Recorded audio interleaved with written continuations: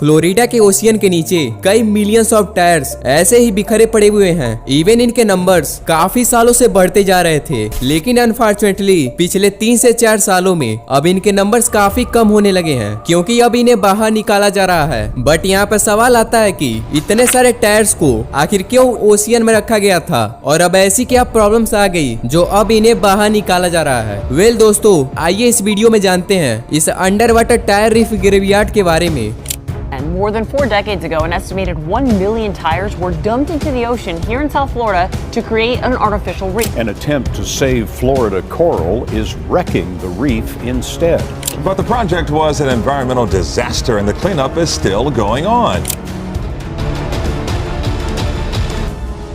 तो दोस्तों, आज के समय में जो ये टायर्स ओशियन में पड़े हुए हैं, यह एक्चुअल में एक आर्टिफिशियल टायर रीफ्स बनाए गए हैं ताकि समुद्र में रहने वाले जीव आकर इसमें रह सकें। खैर, ऐसे टायर्स के आर्टिफिशियल रीफ्स बनाने की शुरुआत 1972 से होती है, जब बार्निक ऑर्गेनाइजेशन ने ब्रोवार्ड काउंटी की गवर्नमेंट के सामने एक प्रपोजल रखती है कि क्यों ना हम लोग ओल्ड टायर्स का यूज करके समुद्र में एक आर्टिफिशियल रीफ्स बनाया जाए, जिससे समुद्र में रहने वाले जीवों के लिए उनके हैबिटेट्स में काफी हेल्प होगी। साथ ही जो छोटे छोटे जीव और मछलियां हैं वह इस रीफ में लंबे समय तक सरवाइव कर पाएंगे। इवन इस आर्टिफिशियल रीफ्स को बनाने से एक और फायदा होगा कि इस पर नए नए स्पीसीज की काफी ग्रोथ भी होगी। वेल, अब इन बातों को सुनने के बाद ब्रोवार्ड काउंटी की सरकार ने इस प्रोजेक्ट में तो थोड़ा इंटरेस्ट दिखाती है, बट इस प्रोजेक्ट को अभी अप्रूवल नहीं देती है करने को। लेकिन जब ऐसे ही आर्टिफिशियल रीफ अदर कंट्रीज में बनना शुरू होते हैं, जैसे United state, gulf of Mexico, Indonesia, Africa और ऑस्ट्रेलिया जैसे बड़े बड़े कंट्रीज में, तो साल 1974 में ब्रोवार्ड काउंटी की गवर्नमेंट ने इस प्रोजेक्ट को अप्रूवल दे देती है करने को,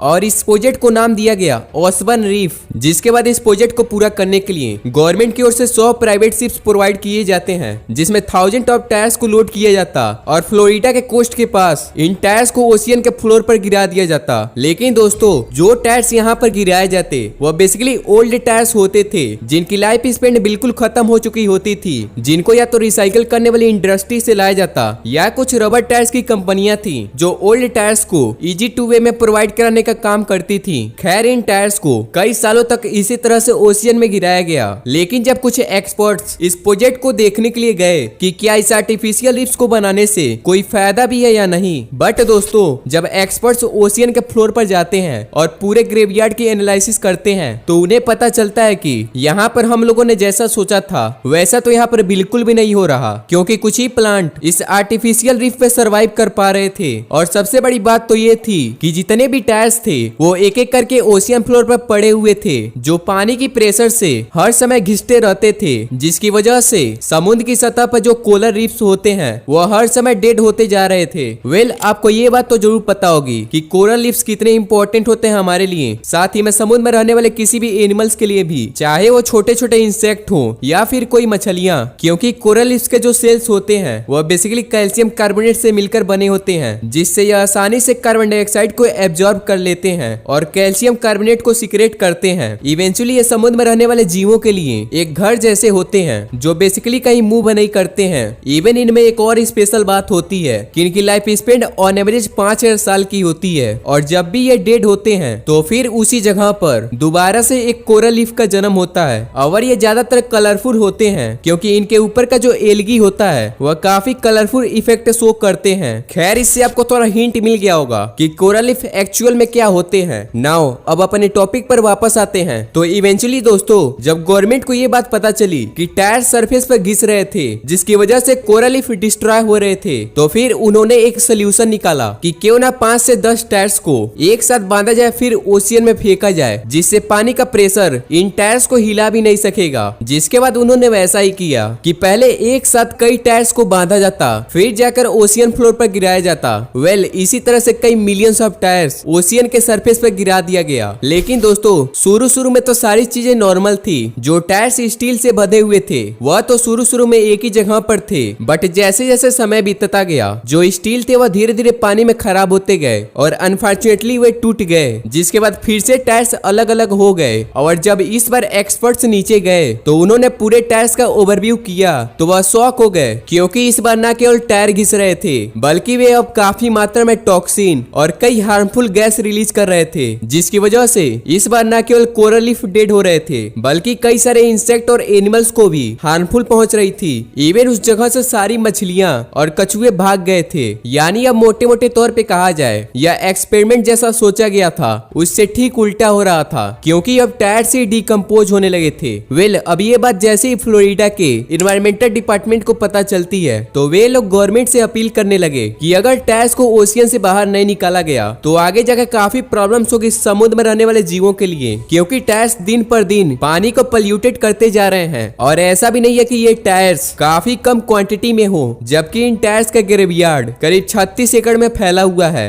अब जाहिर था कि गवर्नमेंट को इस पर कोई एक्शन लेना था, तो साल 2002 को फ्लोरिडा के इन्वायरमेंटल ऑफिशियल डिपार्टमेंट ने समुद्र में से टायर्स को निकालने की प्लानिंग करते हैं, जिसमें एक एस्टिमेट लगाया जाता है कि करीब $40 मिलियन से लेकर $100 मिलियन तक खर्च होंगे इस प्रोजेक्ट में। और आज के समय में अगर इन्फ्लेशन को काउंट में लेकर चलेंगे तो करीब $65 मिलियन से लेकर $162 मिलियन तक होगा। लेकिन दोस्तों यहाँ पर बात केवल पैसों की नहीं थी, बल्कि ये भी था कि ओशियन के इतने ठंडे पानी में करीब 65 फीट नीचे जाकर मिलियंस ऑफ टायर्स को निकालना भी था, जो एक्चुअल में देखा जाए तो यह इतना आसान काम भी नहीं था। खैर इन टायर्स को निकालना शुरू किया गया, जिसमें कुछ प्राइवेट कंपनियां और अमेरिकन नेवी के साथ कुछ ड्राइवर्स का भी हेल्प लिया गया, जिसके बाद टायर्स को निकाला जाने लगा। और जो टायर्स निकाले जाते उसे या तो रिसाइकल करने के लिए भेज दिया जाता या फिर उन्हें पेपर और रोड जैसे चीजों को बनाने में यूज किया जाने लगा। बट दोस्तों टायर्स को बाहर निकालने का प्रोसेस काफी स्लो था, क्योंकि रिसोर्सेज और इक्विपमेंट काफी लिमिटेड थी, जिसकी वजह से जो काम 2007 से स्टार्ट हुआ था वह 2021 तक आते आते भी नहीं कंप्लीट हुआ था।